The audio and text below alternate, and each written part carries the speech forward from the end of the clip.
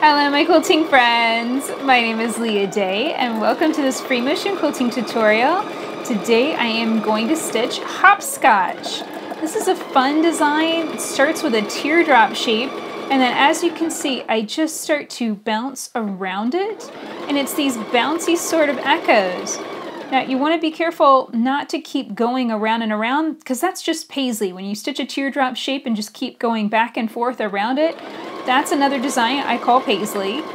But this design, what we want to start doing is just bouncing kind of off the middle. And then you bounce. And then come over, and I'm usually building up threads somewhere along the edge of the design. And then when you get into a weird spot, you always have a decision. You can continue to stitch that design and building up off of that shape, or you can start forming a new shape. It's totally up to you. I think I'm going to fill in all of this area with more bouncy echoes, and then I'll form a new hopscotch shape. There we go. Now I'll come down. A little bit of travel stitching here and there.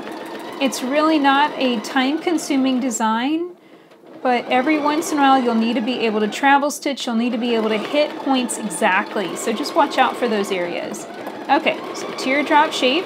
This is going to begin just exactly like paisley.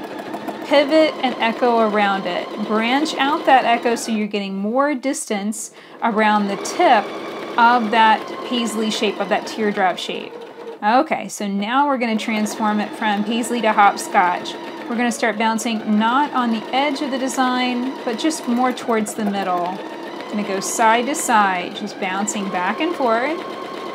And then instead of stopping it right here, I think I'm going to start to ankle and go up and over that other design, that other shape that I've already stitched. I think that's going to make it more interesting. So here we go. Now I'm going to be pivoting off that edge, what I quilted before.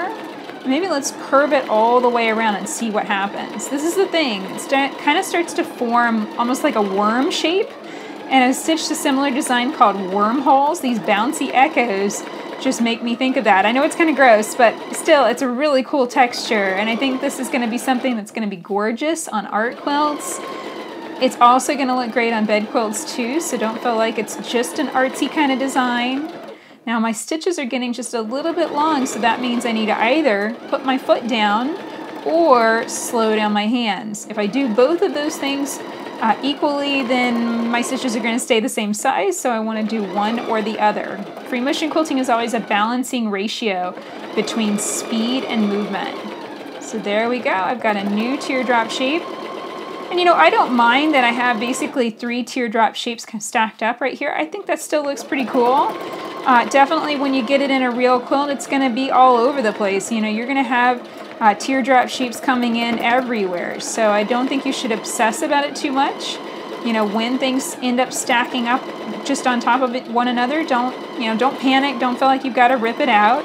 I doubt anyone would notice that. I just happen to notice it because I'm sitting here stitching it, and those 3 teardrops just happen to stack up just right.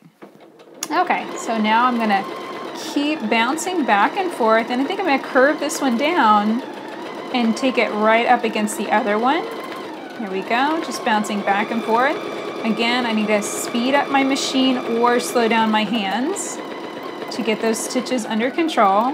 You're going to have little weird gappy areas. I'm just going to go in there and stitch just a few lines in that space. I'm not going to really do a lot of quilting in those areas. Do be careful if your thread starts to build up. You can break thread, so watch out for that. Now I've got space for one more hopscotch shape. I'm going to start with that paisley, that teardrop, bouncing around. I'll fill in this little weird gappy space before I move on with the design. Now travel stitch down and bounce back and forth. I think this is going to be a great design to practice those bouncy echoes. It's going to be a great design to practice travel stitching. And even if your echoes aren't perfect, you know, if they come in closer together or further apart, it's still going to look great. So it's a great design if that's a skill that you're working on building right now. So there we go. That is hopscotch. Really funky, cool design. Here's what it looks like when I've finished the entire square. If you'd like to find many more inspiring free motion quilting textures to stitch, check out my book, 365 Free Motion Quilting Designs. You can find it at leahday.com/365. Until next time, let's go quilt.